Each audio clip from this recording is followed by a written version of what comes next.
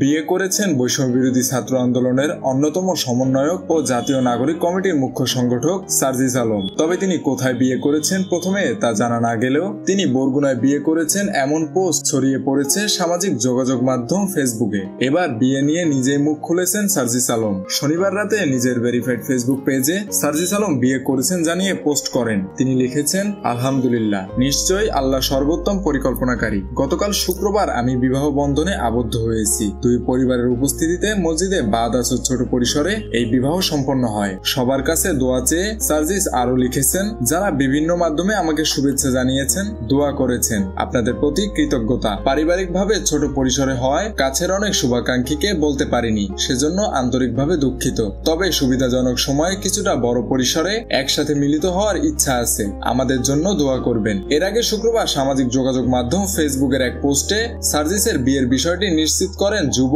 ও ক্রীড়া উপদেষ্টা আসিফ মাহমুদ। এরপরই সার্জিস বরগুনায় বিয়ে করেছেন লিখে পোস্ট দিতে শুরু করেন বরগুনার নানা শ্রেণী পেশার মানুষ।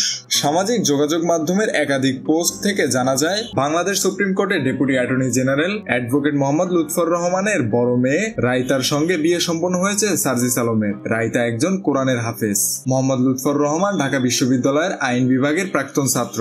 তিনি বরগুনা সদর উপজেলার 2 নম্বর গৌরীচন্না ইউনিয়নে লাকুরতলা নামক এলাকার বাসিন্দা। তবে পেশাগত কারণে বর্তমানে তিনি পরিবারের সদস্যদের নিয়ে ঢাকায় বসবাস করেন। মেহেদী হাসান বাপ্পি, খুলনা গেজেট।